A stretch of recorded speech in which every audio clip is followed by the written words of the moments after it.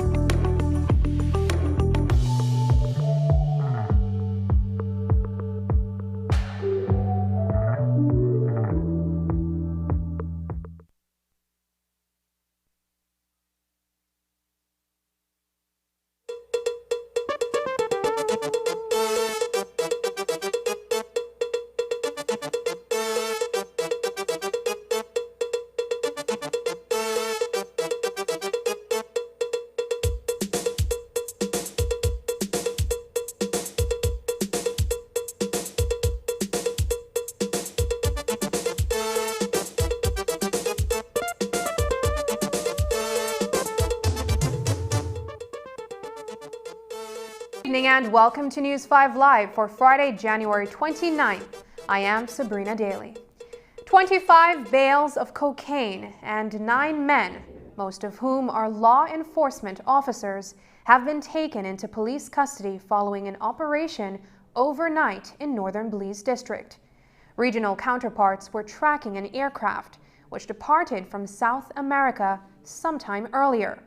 And when it entered Belize's airspace, police and BDF officers wasted no time springing into action.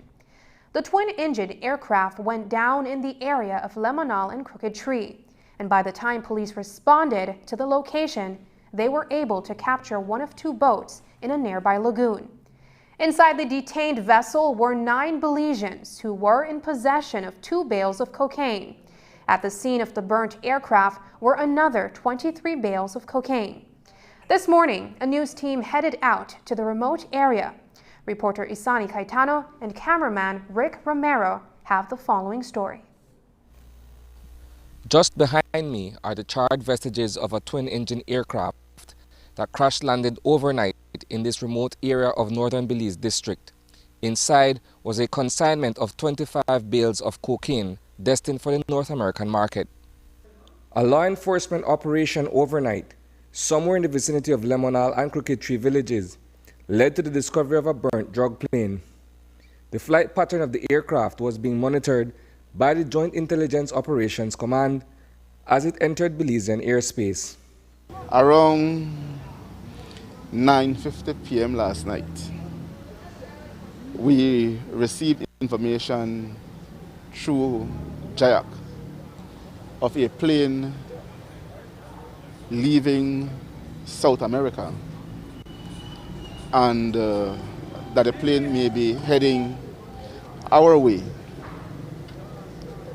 Based on that information, we activated our different operations teams and deployed in different possible landing spots across the country. Sometime around 3:30 thereabout, the suspect aircraft entered our airspace and was being followed by the Mexican air asset, which gave us some information as to its whereabouts. The plane was eventually spotted in the Hillbank area by the team that was posted there. And it faded off the radar, but we had sight of it. It made 3 circles within the area, and subsequently we saw, the team that were out saw that it went down in the Lemonal area. When the officers arrived at the scene, they soon observed a massive fire not far from where the aircraft went down. The officers said that about 20 minutes after landing, they saw a huge flame from the area where the suspect aircraft had landed. And a few minutes later, they saw a boat in the lagoon heading west. The boat was moving at very high speed, and so we were unable to catch that boat.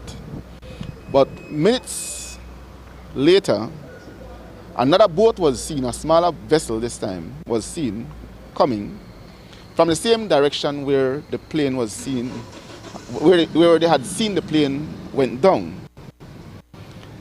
And the officers were able to take possession of a boat that was in the Hillbank area and went out in the lagoon, and they were able to capture the second boat. On board the second vessel were several persons, including Special Patrol Officer Tyrell Talbert, Police Constable Byron Clare of the K9 Unit, Lance Corporal Steve Rowland, Dwight McFadden, and another individual identified as the father of PC Clare. Inside that boat were 9 men and a search thereof yield 2 bales of what we believe to be cocaine.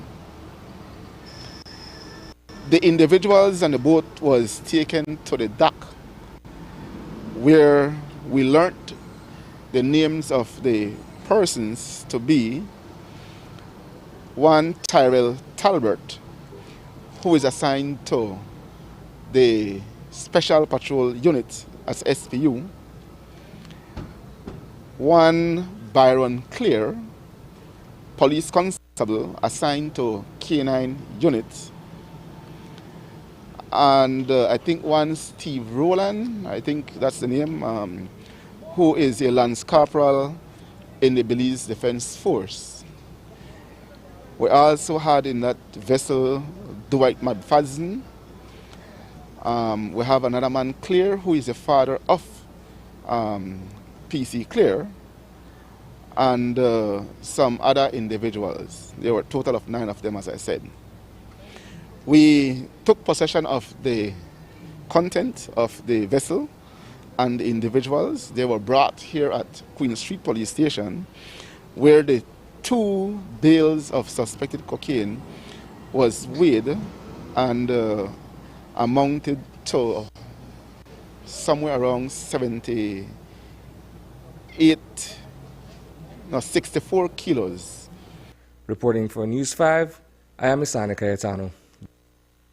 BDF Commander Brigadier General Stephen Ortega says the news of one of his very own soldiers detained following the drug plane interception is very distressing. This morning, Ortega confirmed that police arrested his driver in connection with the drug plane landing. As for the total prevention of drug plane landing, that might be impossible for the country's law enforcement, because as Ortega told the media today, if there is a need, somebody will provide it. It is very distressing. I mean, it is not only distressing for me, but for the entire force, because we're a professional organization and we don't expect, our troops aren't trained to be on the other side of the law. We are trained to uphold the law. And so it is a very, very distressing time. So are you able to confirm whether or not your driver was detained as part of that operation to intercept that? Yes, he was. Okay. He still works for you? Well, he was my driver. Was, because I can't have a driver being detained by the police for such actions. Normally the police would be the ones who follow it up because they're the ones who track it throughout. But through our Joint Intelligence and Operations Center is the ones who continuously track these aircrafts coming in. And then we deploy the deterrent patrols out.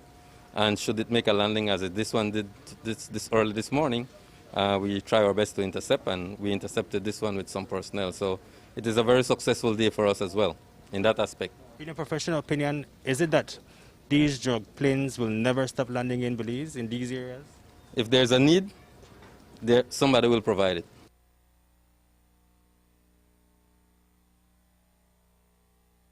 Minister of Defense and Border Security Florencio Marin Jr. was asked for comment on this year's first drug plane bust. The Joint Intelligence Agency tracks many drug planes daily. But this one was the first to intercept Belizean law enforcement. Minister Marin congratulated the officers for a job well done and says that the government is working to improve air assets to secure Belize's airspace. The investigation is ongoing, so my comments will be very limited. But I just want to congratulate the teams who were able to successfully interdict that, the drugs that came in. But I do have to be limited in my comments because it's ongoing right now as we speak. But I want to assure you, we will fully cooperate with all investigations necessary and let the chips fall where they may. Are you able to confirm whether illicit cargo was retrieved from the area? Yes, we heard some bales were recovered. Okay. Yes, that's what I heard. We know about interdiction and interception of drug planes, but what about prevention? Because they keep coming, they keep landing. Yes, we do have our air assets that are helpful in it. Again, those are things we don't want to disclose publicly, all right? And we are working on improving our air assets as well. But again, for operational reasons, we don't comment publicly on those. We'll have more on the drug plane later in this newscast. Over a month after the Briceño administration imposed an indefinite quarantine regulation on the country, the much-anticipated loosening of restrictions came today. In a virtual press conference by the Ministries of Home Affairs and Health and Wellness, the new COVID regulations were unveiled. The first is an adjustment to the curfew. That was among the many updates on the new quarantine measures that are to come into effect on Monday, February 1st, including lifting the inter-district travel ban in the Corozal and Orange Walk districts. The new SI will run for a 30-day period. Minister of Home Affairs Carrie Musa says that the quarantine regulations have been effective in slowing down the virus's spread, and so it must remain in place. The 10 p.m. curfew applies to adults only. The curfew for minors continues in effect from 6 p.m. until 5 a.m. the following morning. So the curfew for minors remains in place, while the curfew for adults is now 10 p.m. to 5 a.m. Fitness buffs will be happy as the Minister of Home Affairs announced that they will now be allowed to open, but with only 50% capacity and by appointments only. Additionally, gym owners must have a log of each customer, their contact number, and respective temperature reading upon entering the facility. Gyms can now open, and they are to operate at a 50% capacity at any given time.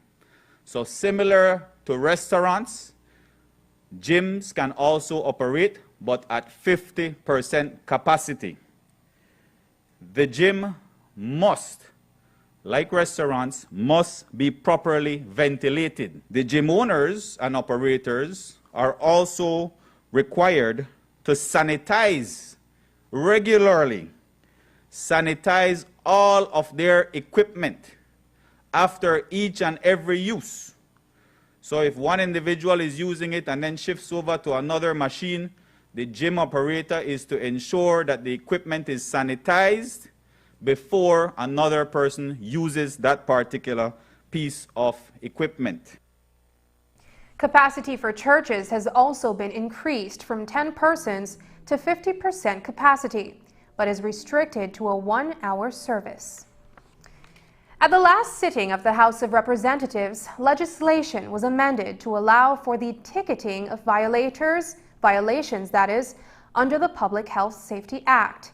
Essentially, the $5,000 charge that was imposed on violators has now been reduced to $500 tickets for the improper wearing of face masks, breach of social distancing rules, and other violations of quarantine regulations such as engaging in contact sports. The system is similar to that of a traffic ticket, where you will have 15 days to make a payment or will be summoned before a court. Here's Minister Musa with more. Under the previous quarantine regulations, members of the public were subjected to being detained if they were not wearing their masks or if they were breaching other parts of the regulation. They were taken to the police station, they were processed, they were told to return to court the following day, and that resulted in an overcrowding, not just of the police station, but also of the courthouse. And so we saw where that in itself could be a potential super spreader, and hence the reason we decided to move in the direction of the issuing of tickets for offenses. Both ministers were sure to point out that the loosening of the restrictions is only possible due to the marked decreases in the country's COVID figures. The numbers reflected that the virus's positivity rate has decreased from over 20% around December 17th down to 10% in the third week of January. While breaking down the numbers, Minister of Health and Wellness Michelle Shabat spoke of increased testing at high-risk institutions. In December, in the Belize district, we had 1,073 cases. In January, that is now down to 348. In the Cayo district, we started at 983. We are now down to 273. In Corozal, 492, we're down to 62. In Orange Walk, 625 cases, we're now down to 66. In Stan Creek, 452 cases, and we're now at 128. And in the Toledo district, we started at 368, we're now at 152. We have commenced testing at high-risk institutions, meaning institutions whose employees have a higher level of interaction with the public. These institutions include, but are not limited to, the government ministries and departments, institutions that house the elderly, the BDF camps, banks, call centers, media houses, and big industries, as well as supermarkets. Shortly, we shall also be knocking on your doors. We will be going house to house to make sure that we identify all of our citizens who may be afflicted by this virus. Vaccines are to arrive in late March to early April from the COVAX facility. But the Ministry of Health and Wellness is looking at other options to acquire vaccines. Coming up, Commissioner Chester Williams says they know that there are police officers involved in drug trafficking. We'll have that story when we come back.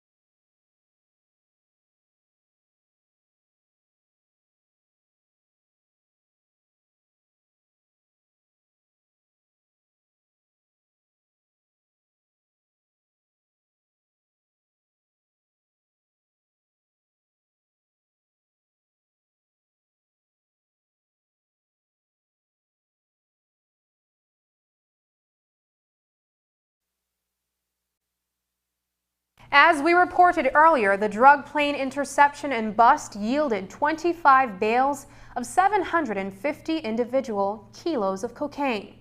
The street value of the cocaine haul that was seized is still being calculated.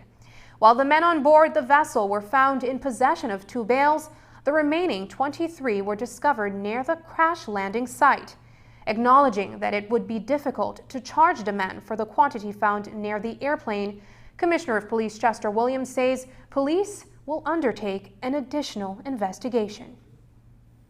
A search of the area led to the discovery of 23 bales of cocaine or suspected cocaine. That too was taken into custody of the police, brought here, and again each of those 23 bales contained 30 parcels or 30 bricks. That has also been weighed, and just let me give you the total weight of that.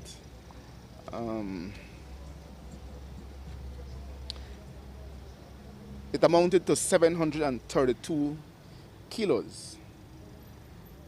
That, for now, will be labeled as found property, as even though we can see that the packaging of the 2 bales found with the group of 9 is the same as the packaging for the other 23. The fact that we did not found these individuals in the area where the 23 was found, it would be difficult for us to charge them for that amount of drugs. And so for now, it will be labeled as found property, while we do some investigation to see if we will be able to tie them to the second fines. And so there is where we are right now. So to answer your question, none of them is assigned to the anti-narcotics unit. The involvement of police and military personnel in facilitating drug transshipment through Belize continues to be a significant concern for law enforcement. Over the past few weeks, several police officers have been arrested and charged for drug trafficking, namely marijuana. Still, it is not lost on Compal Williams that there are rogue officers within his department that are involved in the landing of drug planes and the movement of cocaine across the border. I don't think that we have ever shied away from that. If a matter of fact, over the past few weeks, we have charged a number of police officers for trafficking large amount of drugs, just that in those cases, it was marijuana. But we know that there are police officers and members of BDF and Coast Guard who are involved in drug trafficking. And the public can see that once it is that these officers manifest themselves, we deal with them. We are not here to cover for nobody. You want to go and deal with drugs, you're caught, you will face the consequence of it no matter where you work and no matter who you are. It's simple as that. Sir, the suspects were not armed? Yes, they were armed. 2 of them had shotguns and 1 had a 9mm pistol for which they have license. And again, as a part of the process, it is my intention to revoke those gun licenses. And what happens to the officers now, apart from being charged? Well, they go on interdiction. Sir, when it comes to the boat that you guys weren't able to catch, do you believe that the drugs that were on that boat are still in the country? We do believe that it may still be in the country, and we still have a search team out in the area, canvassing the lagoon. Starting February 1st, the northern border with Mexico will, after almost 10 months, reopen, but only to allow for Mexican patrons to enter the Corzal Free Zone. Over $100,000 have been invested in ensuring that there are temperature checks and screening done at the entrance of the zone, in addition to other sanitization measures. So, if the northern border is opening, are there considerations in place for the free zone in the west and, for that matter, land borders in general? The opening of the western free zone is not something that we have brought to the table as yet, but not to say that it will not come in the near future. Of course, it is good to see where we are with this particular reopening. The Corzal Free Zone has far more businesses, business interests per se, than the Western Free Zone. And so if it is that we are able to succeed and there isn't a huge spike coming out of this first reopening, then we can look at the western border as well. So it is certainly a case study as we move forward with this particular reopening, but we haven't considered yet the reopening of the western border. Or the Western Free Zone, let me clarify, not borders. No border is open right now. Thank no you, land Jules. border. But what about the concerns on whether or not the new COVID variants are in Belize? And is there a prepared plan should one be detected? As you know, 3 other strains of COVID-19 have been identified as more transmissible. The UK variant, that is, has been detected within the region, as close as Mexico. Belize has sent samples for testing, and Minister of Health and Wellness, Michelle Shabat, says that they should be getting some results this weekend. We anticipate that we're going to be getting results over the weekend, and depending on those results, we already have in place certain measures that we may need to implement right away. As you all know, especially the UK variant is known to be, it has a very high rate of infection, much more higher than the current strain that we know of. And so, yes, at the Ministry of Health and Wellness, we are prepared should we find that the variant is now in Belize. Bars, casinos, and nightclubs are still not allowed to open. You cannot have parties or organize gatherings at your house. But it would seem that the tourism sector's concerns have been listened to. And starting next month, alcohol can now be purchased at several and served as, that is, after 6 p.m. The sale of liquor has been extended, so there's no longer the 6 p.m. requirement, but now it is 10 p.m.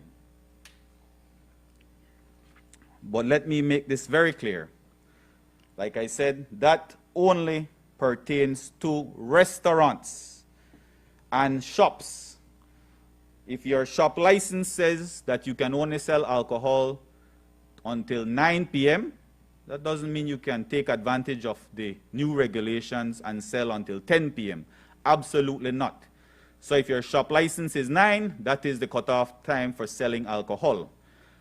Bars, casinos, nightclubs, all of those remain closed.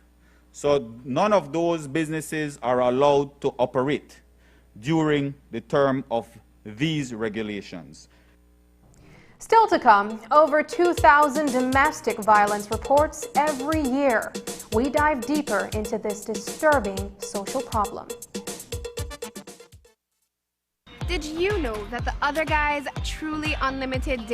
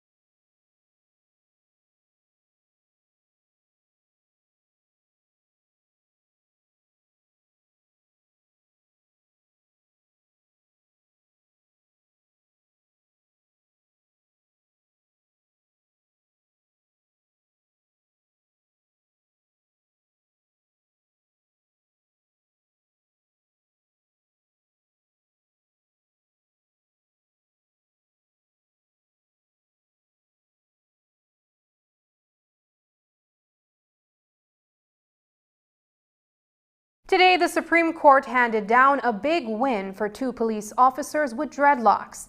The court says the Belize Police Department's disciplinary action on females in the force with dreadlocks infringes on their freedom of expression, among other rights. Supreme Court Justice Sonia Young handed down that decision today. You'll recall that in May 2019, 5 female police officers were facing internal disciplinary action because they failed to remove their dreadlocks. 2 of those officers, PC Chantel Berry and PC Aaliyah Wade, believe that it violated their constitutional rights. Berry's position was that the dreadlocks were a step into the Rastafarian faith, while Wade saw it as an acceptable expression of her black identity. So the cops took legal action. Attorney at law for PC, Berry and Wade, Leslie Mendez, says that this is a big win for racial discrimination against black women, but that there is also a broader implication, especially for the decision makers, as it has implications on diversity. And the decision agreed.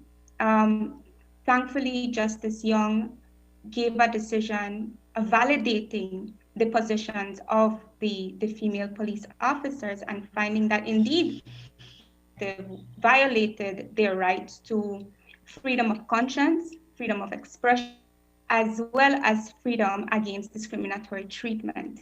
So essentially, those were the findings of the court. This decision itself is certainly a celebration and again a validation of Black women's right to expression and to express their identity. And as the claimants also indicated, for them it was really to resist against the notion that Afro-textured hair and just generally characteristics and traits that are associated with persons of African descent are somehow not acceptable or not professional in the workspace. From that very limited perspective, it still means a lot, right? So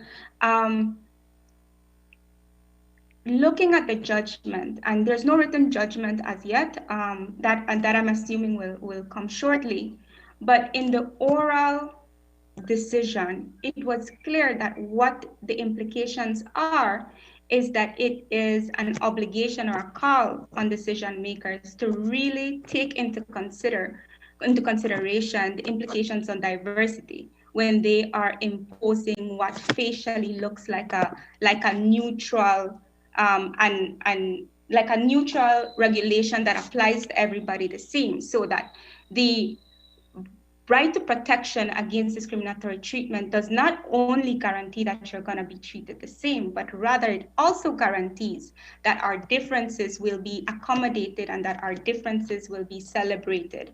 And so what it means is that when it comes to things that have implications on racial and cultural identity as well as religious beliefs, then if there is going to be a regulation that will infringe upon that to some extent, then that infringement needs to be legitimate, and it needs to also serve a purpose beyond just uniformity, for instance, in this case. The other attorney on the case was Anthony Sylvester. So as you heard, the Supreme Court ruled in favor of the female cops on the force who were being disciplined about their dreadlocks. Attorney Leslie Mendez explained that while the decision found that the women's rights were infringed, there was no decision made for the police department to amend that regulation on the books.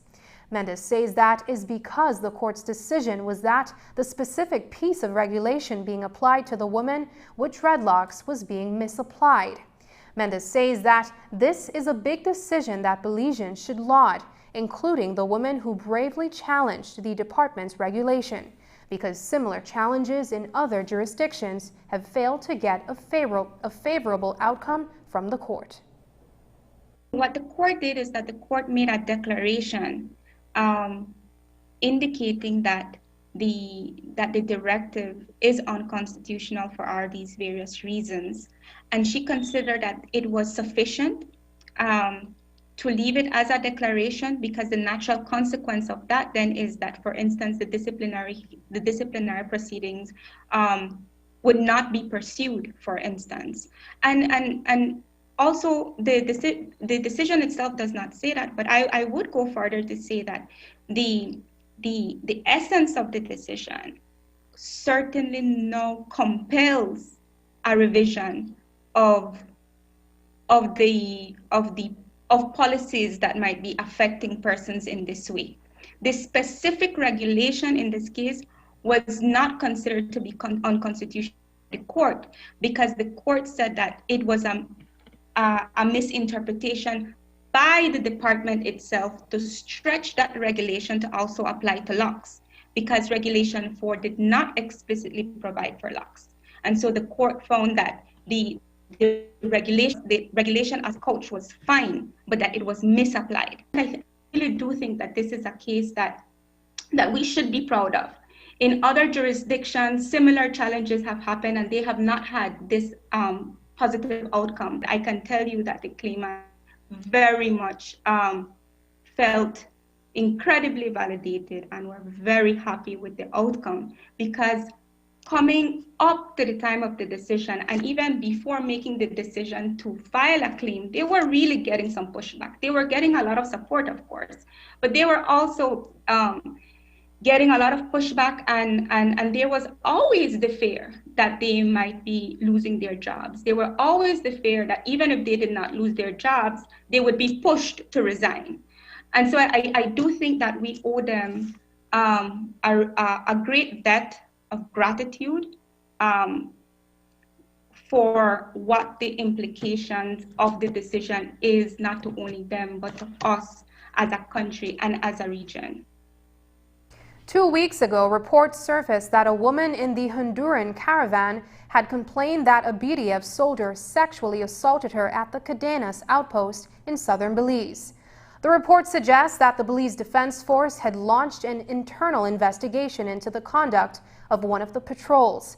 Commander Brigadier General Stephen Ortega told the media that they could not investigate the sexual misconduct allegation because a formal report was not made. We've heard the allegation. We haven't received a formal report as yet, so we cannot do anything about that until we receive a formal report. But we did conduct an internal investigation into the conduct of that patrol, and that is personnel will get disciplined for the conduct of that patrol. What exactly was so offensive in the terms of their conduct, sir, if you're able to disclose? Basically, they didn't follow some of the procedures that are laid out, that they didn't follow through. In 2017, we reported on parts of the findings of the Auditor General's report on Belize Jungle Experience Limited, owned by Lieutenant Colonel Charlton Roches of the BDF. The BDF contracted Belize's Jungle Experience Limited to conduct the training of the German military. Roches was paid a large sum of money for this training in 2016, in which costs may have been overestimated.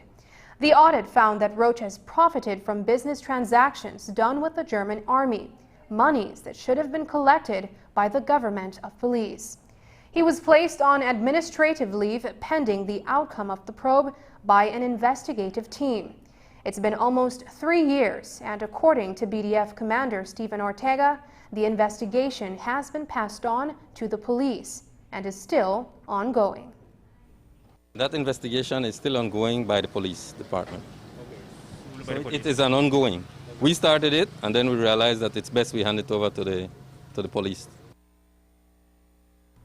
A man in Belmopan was stabbed during a robbery on Thursday night. Roger Russell was reportedly robbed of his knapsack and then stabbed multiple times. He was taken to the Western Regional Hospital where he underwent surgery and is currently in a stable condition. Today, his friend, area representative of Belmopan, Oscar Mira, told us about the attack. I got a message last night that one of our very long-time supporter of our party was stabbed in the area of Trinity Boulevard. It's very sad. I think that we need to continue working on securing our citizens in Belmopan, especially since I represent Belmopan. I have been in touch with the police department to ensure that we investigate and make sure that we provide more security to our citizens in Belmopan. It's an unfortunate incident. I understand that he he underwent surgery last night, and this morning he was stable. So it is something that we definitely want to ensure that we can prevent, and that will mean that we have to work closely with the police department and neighborhood watches group that are in Belmopan. Able to say what happened, what transpired? I was told that he was robbed. His knapsack is missing, his wallet is missing, and he got stabbed about 4 times. A man was found dead in Belmopan on Thursday, and the family says that he was murdered. Eli Chan left home on Wednesday to go to a friend's farm, but never returned that evening. According to the family, Chan would always visit the farm with his friends, and he would sometimes engage in work to earn some money. But when he didn't return home, they became worried and began to search for him. It wasn't until Thursday, when someone was visiting a farm in the area, that they stumbled upon Chan's body next to a tree. The family says that from what they have observed on the scene, Chan appeared to have been attacked, but they don't have any details of what transpired on the farm. When they went there, they found him dead. So I don't know what's the cause or what's the problem. I don't know. But according to what it looks like he had trouble with someone, because he's not a trouble man like I know. Well, do I know him? Was there anything on the body that a family member may have observed to indicate foul play? Well, they say that, well, like I say, I don't know much about it, but according to my sister-in-law, he has a couple, you know, like someone hold him from his throat, and you know, like when you grab someone and you slam him into something, he has a couple bruises on his face. So I probably say is that he had problem with someone, or someone that he went with, or they were coming back. I'm not sure how it happened, but that's where they had problems, and it looks like they just grabbed him and they choked him, and they might, I'm not saying that they did it, but maybe they have killed him there and no one knows. Because, you know, it's far in the jungle, no one can hear anything. Exactly. Gender-based violence is a serious human rights violation with major social and developmental implications from an individual to a familial level that extends wider to the community and society. Domestic violence has psychological, behavioral, and physical, and sometimes deadly consequences. It is a growing problem across the world, and when we look closer at home, there are many efforts to combat this issue.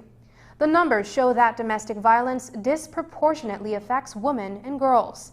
Reporter Andrea Polanco has the story.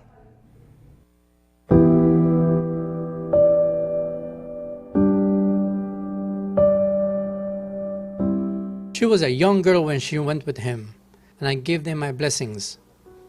I didn't know the type of person he was. He showed a beautiful, smiling face to us.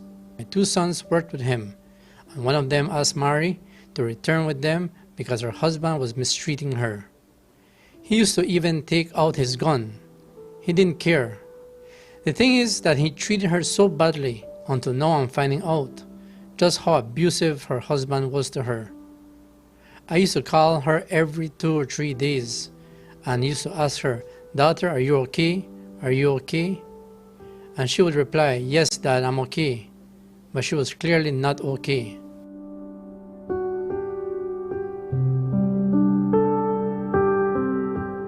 Indeed, Maricela Gonzalez wasn't okay. In October 2020, her naked body was found with a single gunshot to the head at a dump site in San Pedro and Burgers Key. Her father, Venancio Guzman, was shocked to find out that her husband, David Gonzalez, was the killer. That's because Maricela lived an abusive life, but she hid that abuse from her family until it was too late. There are many reasons women stay in violent relationships. This can range from fear to economic need. Some of these women rely on their partners in domestic violence situation because they are the breadwinner, for one. They feel like they are in love, and sometimes when domestic violence is being perpetrated, you have emotional abuse and psychological abuse and all the other sexual abuse involved in that domestic violence as well. And so that woman sometimes feels like she is to blame. Sometimes some of the women will tell you, "I stay because of the children." And I don't want my children to have not know their father or to be with a man who is not their father. So for many, abuse becomes a cycle. It is often difficult for women to walk away from these violent relationships. Global studies show that an abused woman tries to break free from her abuser for an average of 7 times. Executive Director of the National Women's Commission, Cynthia Williams, says violence is normalized in Belize to the point where women are physically harmed and they don't see it as abuse. As a society, we have normalized violence. As a society, we keep using systemic oppression in terms of particularly women. And even the use of culture then is used to justify violence and just inequality overall. And so a lot of times we also use traditional cultural beliefs about how women should be treated. And so the fact that society has normalized unhealthy behaviors, a lot of people are not able to understand that in their relationship there is abuse. A closer look at the data from the past few years showed that the issue is a prevalent one with more than 2,000 reports of abuse a year.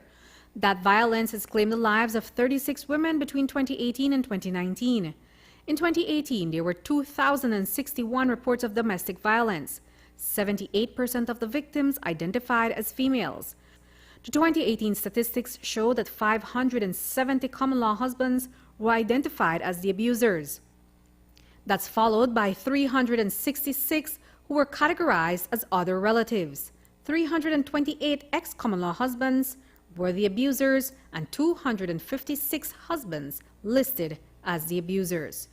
The report for 2020 is still being compiled. Williams says the preliminary figures for the first half of the year alone are troubling. Up to July 2020, we were already into 1,474 cases, and that's only mid-year. So it would be safe to say that if we didn't reach the 2,000 mark, maybe we would have passed a little bit. So definitely it is an issue because these are just reported cases. So what's driving this violence against women in Belize? When we talked about patriarchy, we talked about the social relation of power between men and women and vice versa, and even in terms of men and men. And it is really ideas, norms, and values that maintain class, gender, racial, and even sexuality, privilege, and status quo, where most often you find that power is given to men.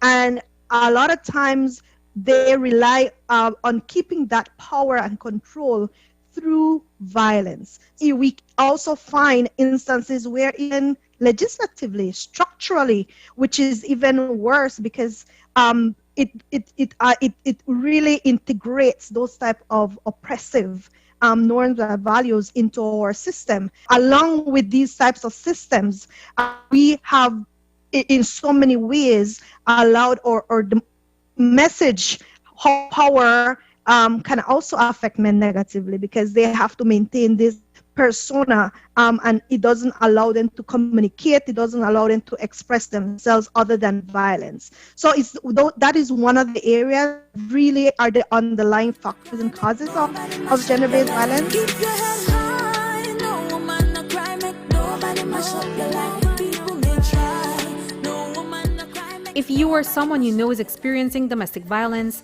call 0800 A Way Out. Reporting for News 5, I'm Andrea Polanco.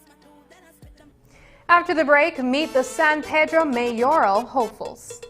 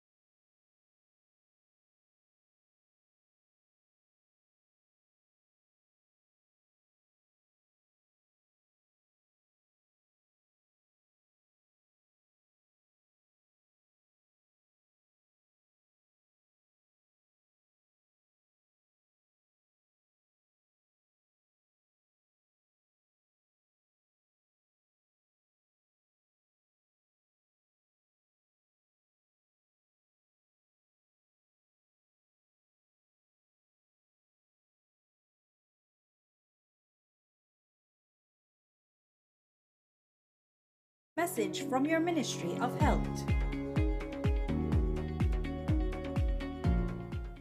In partnership with the British High Commission.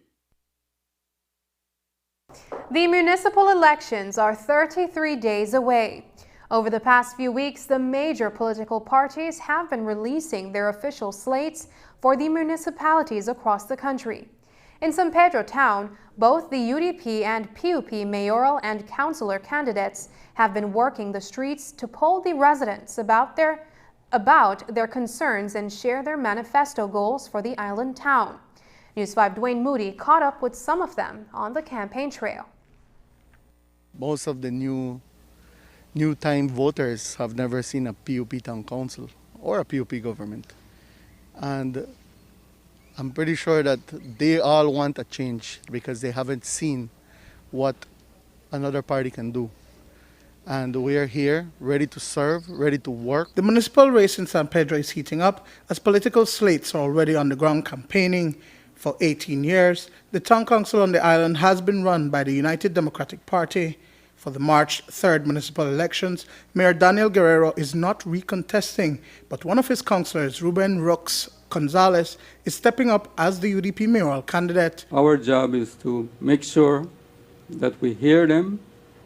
We also are telling them that if we're elected, we will definitely work on those concerns. I've grown up in a political background since I can remember, and I knew the ins and outs of politics in Belize at a very young age. My father has been in politics as well, and throughout the years, he has installed in me the values, some values which I would name accountability and transparency. And that is one of the things that my team and I also value, and that's one of our main points that we do bring along to San Pedro when we go from house to house.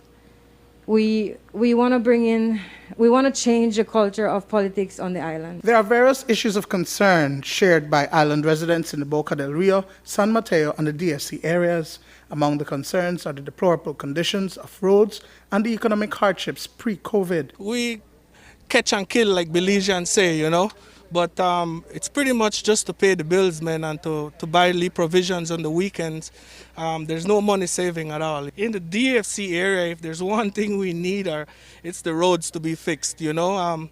Apart from the COVID, that's something else that we got to be spending on. When we got the roads like this, then we got to be spending on maintenance of our vehicles, you know, which it's money coming out of your pocket. And that's what the PUP slate, majority women, led by pilot and son of the island, Wally Nunes, hopes to change. They have used innovative campaign strategies, using a call center and house-to-house visits to get a pulse of the people and share their plans for the island. Bring back jobs. We need to bring back our people to work. We have many plans for the island. We are actually launching our manifesto next week, which will be detailing a lot more of what our plans are. But we do have plans to fix these roads, especially this road that we're standing on. The call center has been working every day and trying to call as much as we can and reaching out to the people, which helps a lot because we are out there campaigning and sometimes people are out of their house or they're at work. So if we can't reach to them personally, we get to them on the phone. Dwayne Moody for News 5. Meanwhile, in Belmopan, the People's United Party will hold a convention on Sunday to choose its slate to contest the upcoming municipal elections. 183 delegates will choose the party's next slate. 6 mayoral candidates want to represent the PUP. There are reports of infighting because some reporters believe that the PUP area representative in Belmopan, Oscar Mira, has a preferred candidate. He denied these reports, saying he is willing to work with whoever is victorious on Sunday. There are 183 delegates that will be casting their votes on Sunday to elect our mayoral city council slate. I believe there are about 6 mayoral candidates, and from what I've been told, there is infighting. I don't believe that there's any infighting. I think that as in every convention, as in every election, you know, everyone is doing their work. They are, you know, making sure that they go and campaign to the delegates so that they can be elected. As in any election, You know, you have to go out there and convince those delegates that you are the best person. So I think that is what is happening right now. We do want to make sure that in Sunday it's a peaceful convention. I think it's going to be. I have not heard that there's any infighting, but as in every other election is very competitive. I heard that you have your preferred candidate, Ms. Palacio. No, I think that we have 6 very good mayoral candidates that are running in Belmopan. As the area representative, I will work with whoever wins on Sunday. Minister of Rural Transformation, Community Development, Local Government and Labor, Oscar Requena, Minister of State Ramiro Ramirez and CEO Valentino Shao are on a tour of the 9 towns and cities ahead of the upcoming March 3rd municipal elections.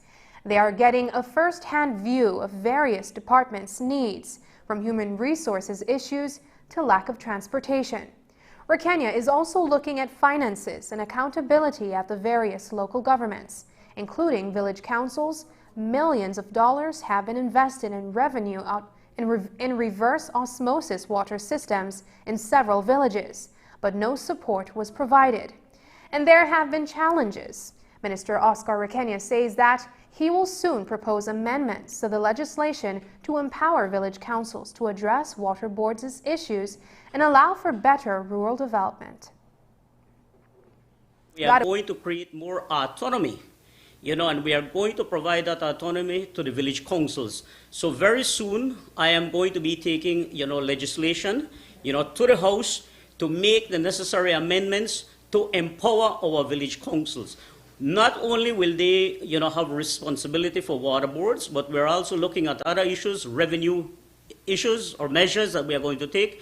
For example, where communities have sand pits and mines, the issue of trade licenses, because we want to increase, we want to broaden the revenue base for our communities. And really, that is what empowerment means to our communities. We're meeting with, water board members.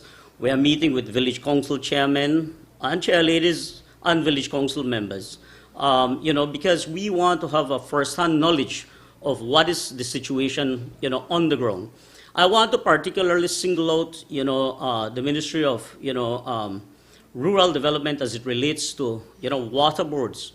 What we are finding is that on the ground, we have many water boards, that, have not provided proper accountability, to the Ministry of Rural Development. And, we have seen where there has been a lack of, structures, a lack of, support from the ministry in ensuring, that water boards, carry out their duties in a very prudent manner.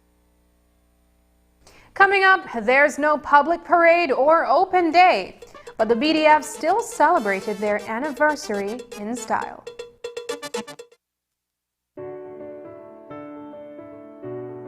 El 11 de marzo, la Organización Mundial de la Salud la COVID-19 como una pandemia.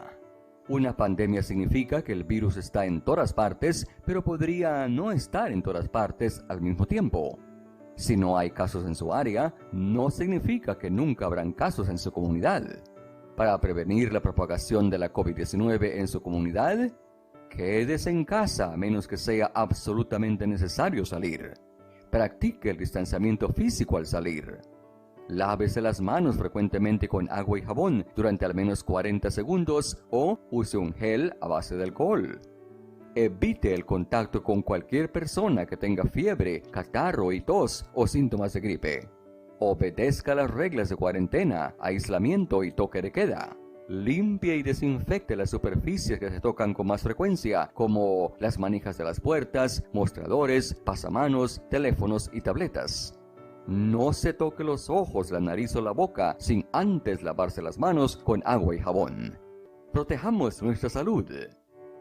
Es un hecho que puedes obtener servicios ilimitados con Smart. ¿Cansado de que se corte la línea cuando más necesitas estar conectado?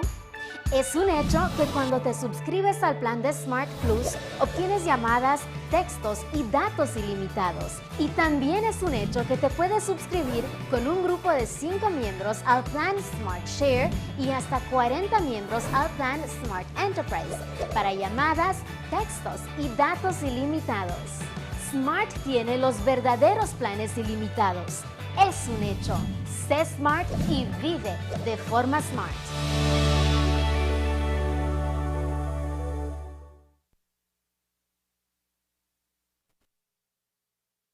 Today, the Belize Defense Force held a ceremony at the Sir Colville Young Parade Square at Price Barracks in Ladyville to celebrate its 43rd anniversary. The BDF was formed on the 1st of January 1978 when the Belize Volunteer Guards and the Police Special Force amalgamated. The parade is normally held the last Friday in January, followed by an open day on the Saturday. However, this year, due to the COVID-19 restrictions, an open day cannot be held, and today's parade was not opened to the public. News 5's Hipólito Novello reports. This month marks 43 years since the Belize Defense Force was formed. It was an amalgamation of the Belize Volunteer Guards and the Police Special Force. The standards that we had in our time is still being maintained by the young men and women, so we're very proud. And proudly, members of the BDF marched during a ceremonial parade to celebrate its 43rd anniversary. Shoulder to shoulder, soldiers stood, donning their uniforms and bearing arms, poised and firm as they demonstrated the discipline and other skills they've learned in the force. Those who have excelled were recognized today.